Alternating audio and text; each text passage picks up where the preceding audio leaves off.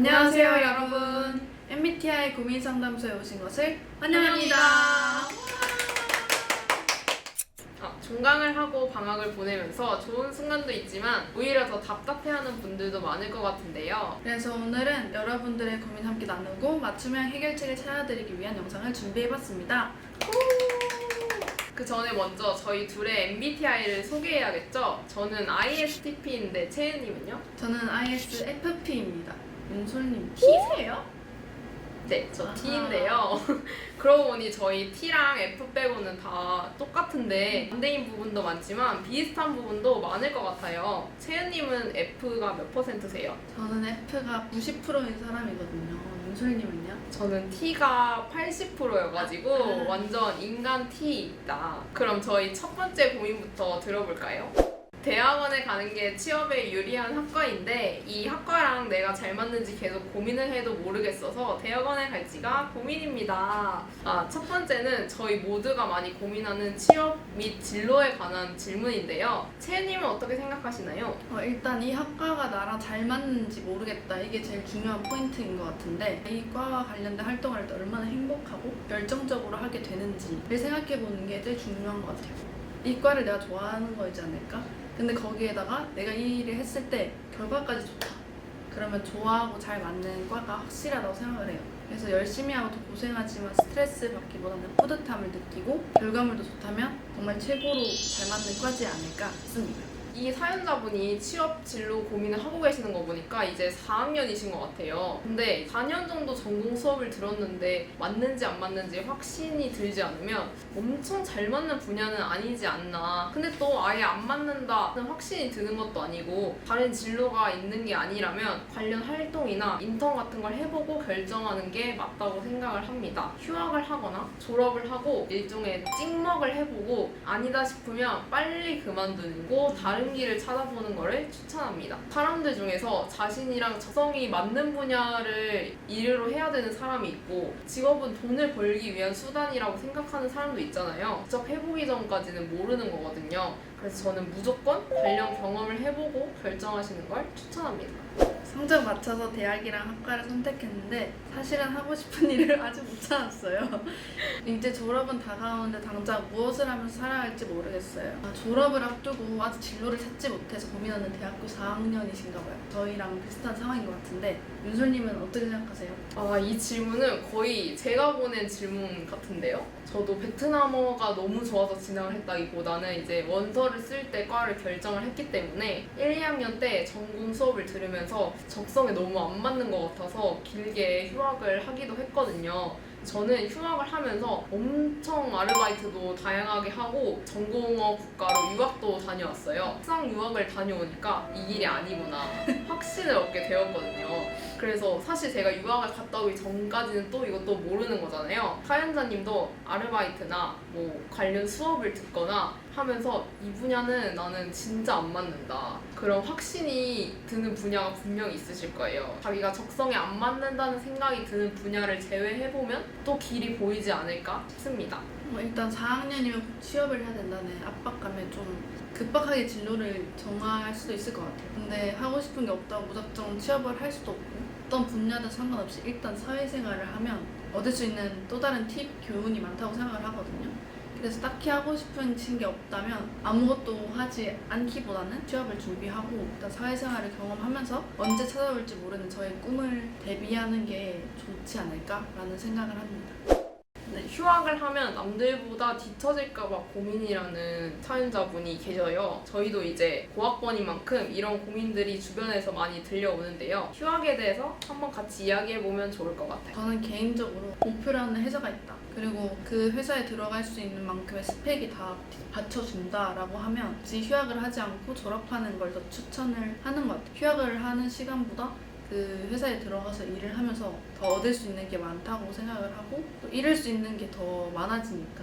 그렇지만 이런 경우는 많이 없을 거라는 생각이 들어요. 스펙에 대한 불안감, 진로에 대한 불확실함, 배우고 싶은 게 또 있다면 휴학을 하면서 인턴도 해보고 다른 분야나 학교에서 배우지 않는 부분들을 좀 더 공부하면서 자기계발에 힘쓰면 뒤처질 걱정은 안 해도 되지 않을까라는 생각을 합니다. 이 질문은 저는 약간 다른 것 같은데 휴학을 한다고 해서 남들이랑 뒤처진다고 생각을 하지는 않거든요. 제가 주변에서 휴학 전도사라는 소리를 들을 정도로 휴학을 완전 추천하는 편인데 사람들이 휴학을 불편해하는 이유가 휴학을 하면 이제 아무것도 안 할까봐 공백기가 생긴다고 생각을 해서 휴학을 꺼려 하더라고요. 근데 앞으로 최소 50살, 60살까지는 계속해서 저희가 일을 할 거잖아요. 살면서 이렇게 길게 쉬면서 나 자신에 대해서 생각해 볼 수 있는 시간이 언제 있을까 하는 생각을 했거든요. 사연자님처럼 뒤처질까봐 불안해 하시는 분들은 보통 휴학 기간을 또 무의미하게 보내지 않는 경우가 진짜 많았어요. 계획만 잘 세우면 인생에서 정말 뜻깊고 의미 있는 시간이 될 거라고 확신합니다. 답변 최고인데요? 휴학을 하고 어떤 활동을 해야 할까요? 휴학하면서 백수처럼 놀고 싶진 않아요. 이번 질문자님은 휴학 기간 동안 좀 시간을 효율적으로 쓰고 싶으신가 봐요. 저는 휴학하는 동안 본가가 아니라 서울에서 자취를 했는데 그때 생활비랑 월세를 제가 버는 조건으로 부모님한테 휴학을 허락을 받았어요. 그래서 카페에서 일을 했는데 공부를 떠나서 완벽한 독립은 처음이라 좀 힘들긴 했지만 배운 게 너무 많아서 좋았던 기간이라고 생각을 해요. 학교에 있으면 솔직히 같은 학교, 같은 전공 이런 사람들이랑 부딪히게 되는데 새로운 사람들 만나니까 진짜 이상한 사람도 많고 휴학을 하면서 학교에서는 못 배웠던 사회생활 속 팁, 일머리 이런 걸 좀 배웠던 것 같아요. 그래서 휴학하는 동안 학교를 벗어나서 처음으로 사회인으로서 한 단계 성장할 수 있었다고 생각을 합니다. 이거는 진짜 비슷한데 저도 1년 정도 휴학을 했거든요. 근데 휴학을 하면서 제가 그동안 배우고 싶었던 드럼을 배워본다던가 혼자 여행을 떠나본다던가 그동안 못 해본 도전들을 진짜 많이 할 수 있었거든요. 사실 학기 중에는 그런 거 하기가 쉽지가 않잖아요. 저도 채은님처럼 일을 하기도 했는데요. 아르바이트였지만 이제 9시부터 6시까지 직장인처럼 회사에서 근무를 했어요. 나중에 온라인 쇼핑몰을 열어보고 싶다 이런 생각이 있어가지고 일을 배우기 위해서 쇼핑몰 창고 정리하는 알바를 하게 되었거든요. 창고 정리를 하러 들어갔는데 생각보다 너무 재밌는 거예요. 창고 정리가 재밌을 줄은 정말 꿈에도 몰랐거든요. 이제 일을 열심히 하다 보니까 그 회사 팀장님한테 눈이 들어서 그 회사에서 하는 이제 행사 업무까지 제가 맡게 됐어요. 그래서 그 회사 직원 자격으로 행사 스태프로도 근무를 해보기도 하고 너무 즐거운 경험이어서 처음으로 행사 기획에도 관심이 생겨가지고 복학한 다음에 전시 기획 수업을 듣기도 했거든요. 단순하게 해보고 싶던 일을 찾다가 생각지도 못한 길이 열리기도 하는 것 같아요. 대학교에서 아직 새로운 친구를 사귀는 게 힘듭니다. 어떻게 하면 더 친밀한 관계를 형성할 수 있을까요? 이 질문은 새내기 친구의 질문인가 봐요. 저희가 MBTI 상담소인 만큼 T와 F의 입장에서 새로운 친구를 사귀는 팁을 공유해봅시다. 근데 이거 사실 I인 저희들한테 좀 어려운 질문인 것 같거든요. 친해져도 제가 먼저 연락 안 하고 잘 안 나가니까 멀어지더라고요.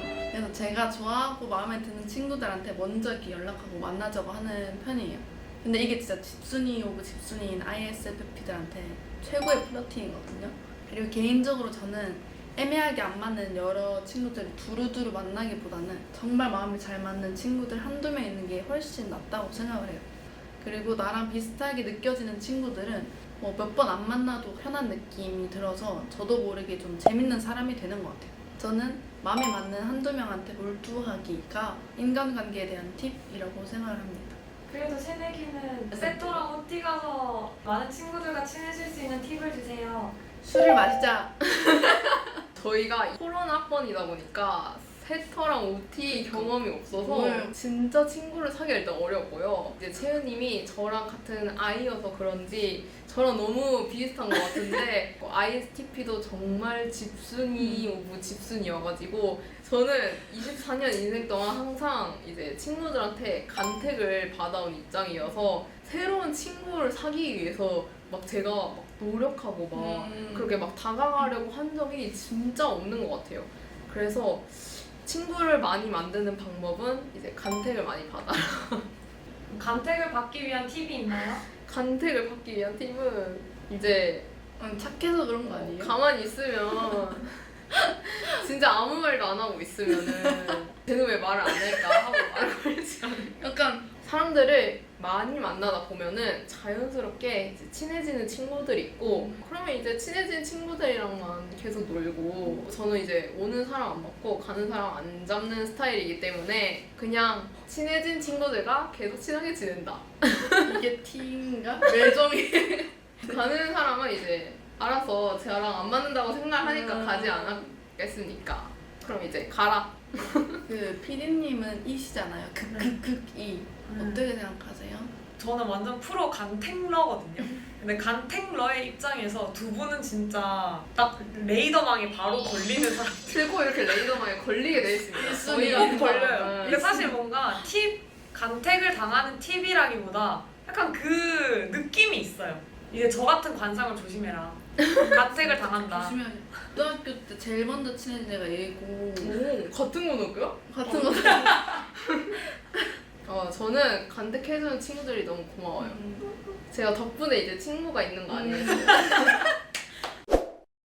중고등학교 때 친했던 친구들과 대학교를 따로 가게 돼서 만나기가 너무 힘들어요. 그러다 보니 자연스럽게 연락도 안 하고 더 이상 만나지 않는 것 같아요. 평생 보고 지낼 줄 알았던 친구들과 성인이 된 이후에 멀어지는 것 같아서 속상해요. 저만 그런가요? 이거는 성인이 막 된 대학생 친구들이 많이 공감할 것 같아요. 중고등학교 친구들이랑 성인 돼서도 인연을 유지하기가 진짜 힘든 것 같아요. 일단 환경이 다 달라지고 다 다른 대학으로 가잖아요. 중고등학교 때는 따로 약속을 잡지 않아도 매일매일 보니까 금방 친해지고 이제 성인 되고 나서는 이제 따로 약속을 잡아야 되고 돈이랑 시간을 들여서 연락을 해야 인연이 유지가 되잖아요. 이거는 이제 너무 당연하다. 너무 당연한 이치다. 모두랑 친하게 지내는 건 이제 제 욕심이라고 생각을 해서 계속 시간과 돈을 들여서 만날 정도의 애정이 있는 친구들이랑 친분을 유지하면 근데 다들 바빠서 1년에 한두 번밖에 못 보기는 하지만 여전히 친한 친구들이라고 생각을 해요. 이렇게 시간 내고 연락해서 만나는 것 자체가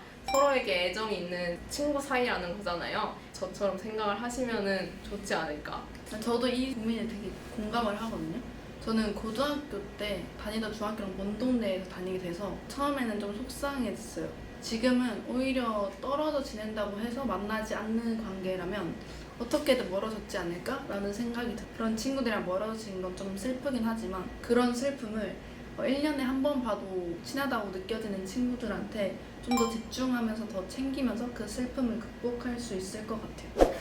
다음 질문은 연인 관계에 대한 고민인데요. 이제 3년 동안 만난 남자친구가 심적인 부담감 때문에 관계를 지속하기 힘들어해요. 어떻게 하면 관계를 회복할 수 있을까요? 3년 만나고 느끼는 심적인 부담감이라면 뭐가 있을까요? 뭔 소리예요? 근데 뭐 권태기도 있고 뭐 본인 미래에 대한 불안감? 그런 것도 있을 것 같은데 본인의 미래에 대한 불안감?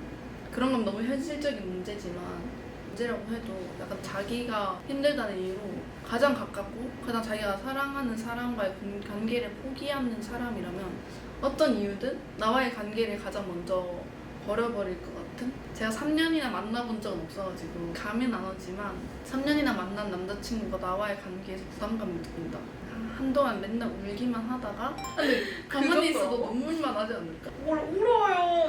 길 가다가 너무 드라마다. 너무 드라마. 아니 진짜 그럴 것 같지 않아? 진짜? 3년이면 고등학교 내내 만나던 애 갑자기 근데 뭐 이제 친구들을 만나면 웃을 수 있으니까. 근데 만나고 오는 길에 우는 거야. 근데 그럴 수 진짜 힘들겠지만 근데 저는 이 사람을 놔줘야 된다고 생각을 해요. 오히려 멀어진 상대를 붙잡고 마음 돌리려고 애쓰는 내 모습이 더 슬플 것 같아. 근데 그렇게 하면서도 이 사람이 좀 멀어졌구나를 매번 실감을 할 거 아니에요. 슬프긴 하겠지만 저는 연애에서 내가 더 중요한 편이기 때문에 조금이라도 더 내가 덜 힘들 선택을 하는 게 낫지 않을까.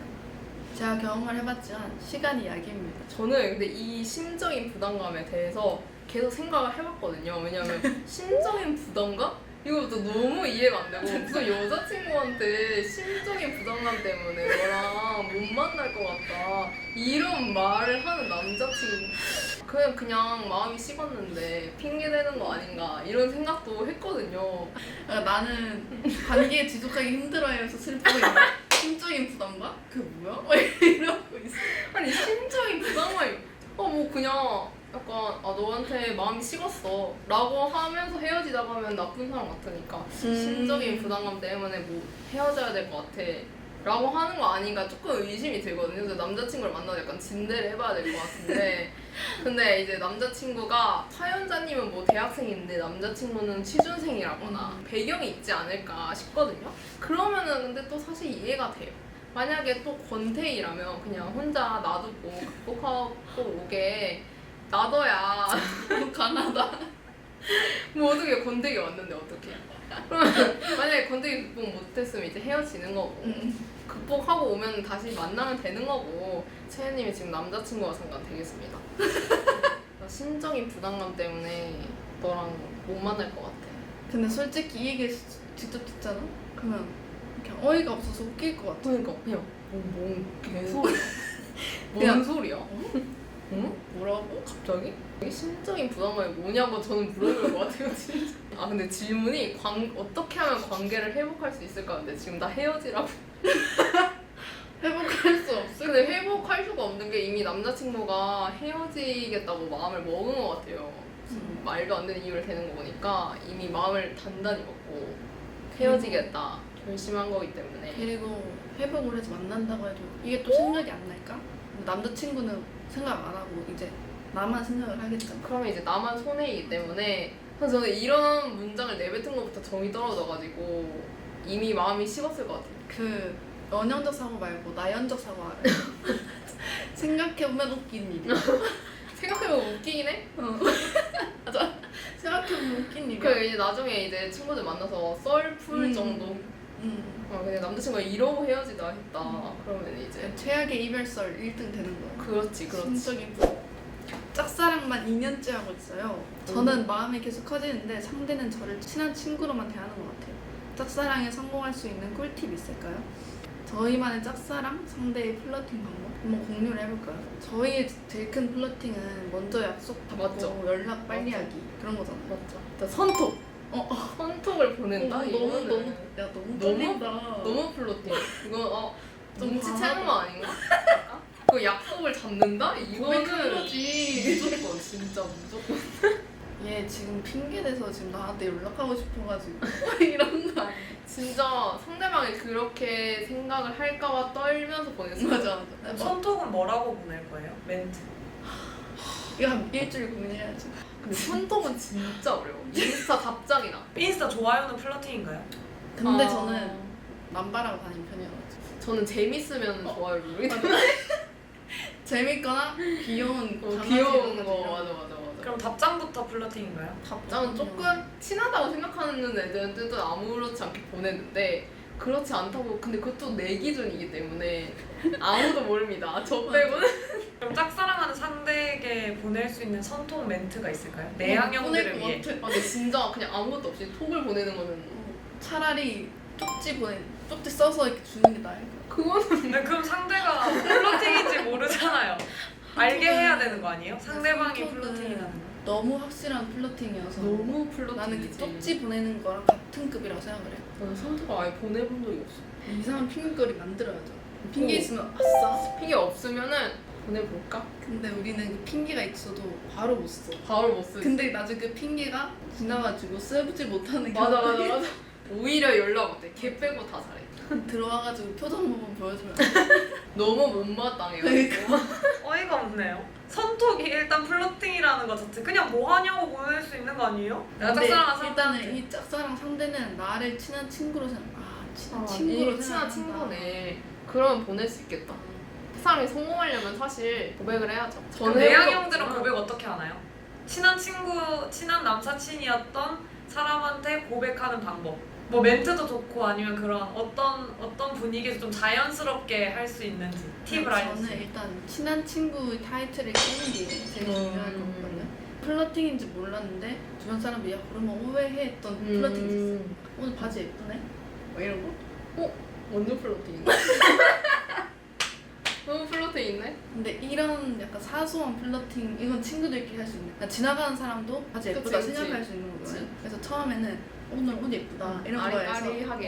이렇게 하다가 나중에는 좀 자세히 봐야만 알 수 있는 그런 특징들. 너 여기 점이 되게 매력적이다. 아니면 이거 너무 플로팅이다. 오늘 좀 입꼬리가 예쁘다. 막 이런 걸 하면 이거 솔직히 너무 플러팅이지 않아요? 너무 플로팅인데? 저는 이렇게 하면 그 사람이 나를 좀 다르게 볼 수 있지 않을까? 평소랑 근데 중요한 건 평소랑 같은 말투, 같은 분위기로 해야 돼. 아무렇지 않게 야, 오늘 좀 예쁘다? 맞아. 이렇게 하면 이 사람이 평소랑 같은데 멘트가 좀 플러팅인데 일단 칭찬을 받은 거니까 기분도 좋고 분위기 화기하다 보면 알콩달콩이 되지 않을까. 그리고 저는 일단 성공을 하려면 고백을 갈겨야 된다 생각을 해요. 먼저 발견했어. 맞아요. 그리고 친한 친구로만 더 이상 내가 만족을 할 수 있을까? 그거를 이제 고민해서 만족할 수 있다. 그러면 이제 친구로 지내고 없을 것 같다. 그 정도로 마음이 커졌다. 그러면 이제 그냥 고백을 해야지 어쩔 수 없습니다. 그리고 또 혼자 좋아하는 마음을 끙끙 떼느라고 힘든 거랑 잘 안 돼서 차여서 힘든 거나 힘든 건 마찬가지. 그러면 조금이라도 확률이 높을 수 있는 고백을 갈겨서 잘 되면 좋고. 저를 별로 안 좋아하는 것 같으면은 일단 거기다 조금 정이 떨어져요. 감히 나를 못 알아봐. 짝사랑 금방 접을 것 같습니다. 그 정도로 막 2년이나 짝사랑한 게 일단 너무 신기해요. 이미 사연자분은 너무 대단한 일을 하고 있어요. 사연자분이 진국이다. 너무 지금인데 이분이 지금 놓쳐? 2년이나 좋아해줬는데? 이거 안 되지. 2년 좋아했는데 과연 눈치를 못 챘을까요? 근데 이게 아는데 티를 안 내는 것이 모른 척한다? 거절당한 거죠. 그럼 친구로 지내요. 어쩔 수 그럼 없어. 또 거기다 또 아는데 아는 척을 안 해? 또 감히 너가 알면서 모른 척해? 알면서 모른 척을 해? 정도. 이거는 너무 안 되겠다. 눈이 없는 거잖아. 보는 눈이 없는 거지. 맞아. 사람 보는 눈이 없나? 웃겨. 새로운 시각에서. 자, 이제 저희가 준비한 질문들이 모두 끝이 났는데요. 마지막으로 여러 가지 고민으로 하루를 보내고 있을 20대 친구들에게 각자 하고 싶은 말을 해볼까요? 저는 20대가 인생에서 처음 경험하는 일들이 가장 많을 시기라고 생각을 해요. 중고등학교 때는 또 다르게 성인으로서 내가 직접 해결해야 되는 일이 더 많아지고 앞으로 내 인생을 책임하게 될 진로도 정해야 되고 그 진로를 위해서 내 능력도 스스로 길러내야 되는 어쩌면 멋진 어른이 되기 위한 시간인 것 같아요. 더 좋은 어른이 되고자 하는 사람이라면 더 고민이 많을 수밖에 없고 고민이 많다는 건 더 멋진 미래가 기다리고 있다고 생각을 해요. 그래서 너무 고민이 많고 불안하다 걱정하지 말았으면 좋겠고 본인의 문제를 몰라서 불안해하지 않고 만족하는 게 더 일이라고 생각을 합니다. 자신의 부족함을 알고 불안함을 극복하기 위해서 노력하는 게 훨씬 좋은 사람이라고 생각을 해요. 우리 모두 멋진 어른이 되기 위해 화이팅! 화이팅! 저희 나이가 고민이 제일 많은 시기잖아요. 그래서 제 주변 친구들만 봐도 그렇고 지금이 제일 고민이 많거든요. 근데 이 나이 때 모두 비슷한 고민을 하고 있다는 생각이 드니까 이제 갑자기 괜찮아지는 거예요. 모두가 이 시기를 견뎌야 이제 앞으로 나아갈 수 있는 거잖아요. 그래서 이제 고민을 안 하는데 어떻게 성장합니까? 그러니까 이제 모두 고민 하나하나에 너무 일희일비하지 말고 나에게도 지금 고난의 시기가 찾아왔구나 하고 생각을 하면은 이제 멋진 어른이 되어 있지 않을까 생각합니다. 자, 저희가 지금까지 고민 상담을 해봤는데요. 재미있으셨다면 구독과 좋아요, 알림 설정까지. 와!